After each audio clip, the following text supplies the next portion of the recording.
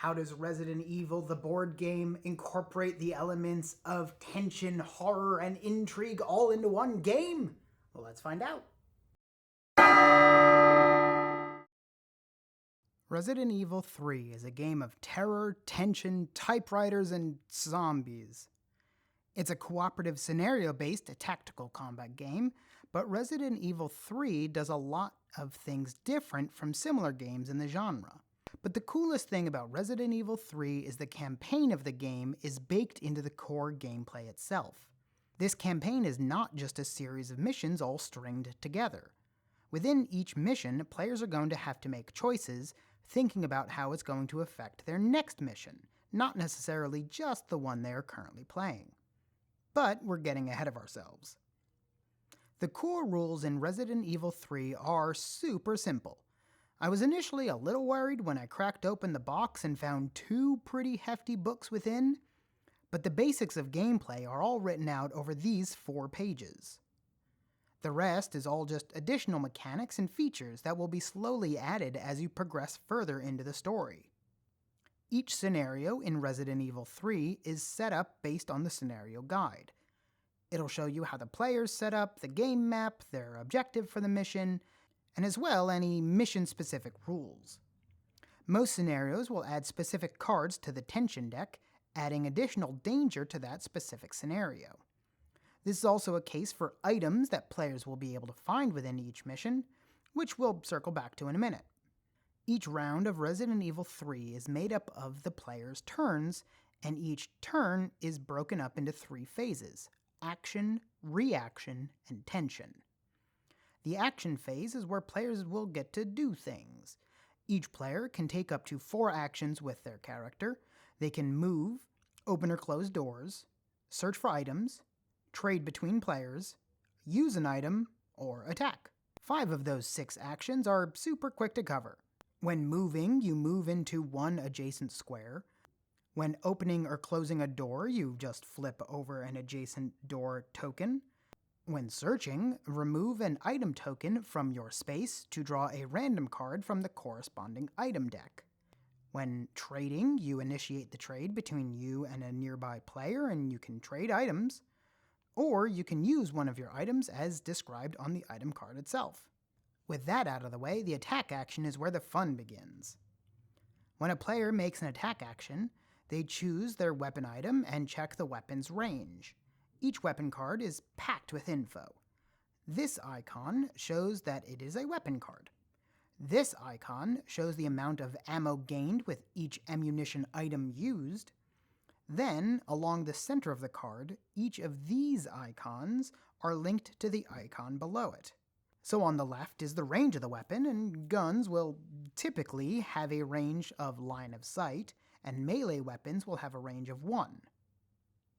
The next icon shows which attack dice are rolled when making an attack with that weapon. And the final 2 icons show what happens with each die result. Either how much damage is dealt, or if it pushes the enemy back. Some weapons will also have special effects, like a handgun has the rapid fire icon here, which allows the player to spend additional ammo to roll an additional die during each attack action. So that's basically how attacking works, and that also wraps up the action phase. After the player has made their 4 actions, they do their reaction phase. The reaction phase is where enemies get to do things. At the end of each player's turn, all enemies on their tile or any tiles connected by open doorways will move towards the player, or attack if they are already within range. Each enemy's stat card will detail the range of their attacks, 0 meaning they must be in the same space as the player, and the results of being hit by that enemy. Rather than each enemy making an attack roll, it's the player who must make an evasion roll against the attack on them. And rather than having to dodge each incoming attack, only the strongest enemy will perform an attack, and each additional enemy within range will increase the difficulty of dodging that attack. This chart here shows the results needed to dodge an attack from each different size of enemy, and from each combination of different enemies together. But enemies are not just restricted to performing actions during the reaction phase. What they call out-of-sequence actions allow enemies to make a move action each time a player performs an action, and also allows enemies to make a free attack if the player takes an action while in the same square as an enemy.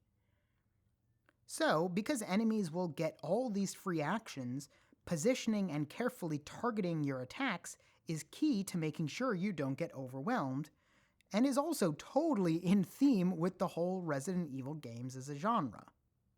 After the reaction phase, the tension phase begins, which we briefly mentioned earlier. During setup, the players will build the tension deck, and add any additional cards to that deck, as noted on the mission setup guide. The tension deck is made up of 3 different colors of card: green, yellow, and red. At the end of each round, 1 card is drawn from the deck, and its effects are resolved. As you might expect, green cards are the ones you want and do basically nothing. Yellow cards are usually pretty bad, and red cards are the disastrous cards. And that's the breakdown of a turn. But another key mechanic is actually the items the players will find as they search around the map. Most importantly in this regard are the key items players might find. And this ties back to the overall campaign structure of the game I mentioned earlier. For example, in the first mission, Searching in the Darkness, players are searching for the lighter fluid item. That's part of their victory condition. But the item itself is required to unlock one of the other missions on the city map. The city map shows all of the missions possible within the game.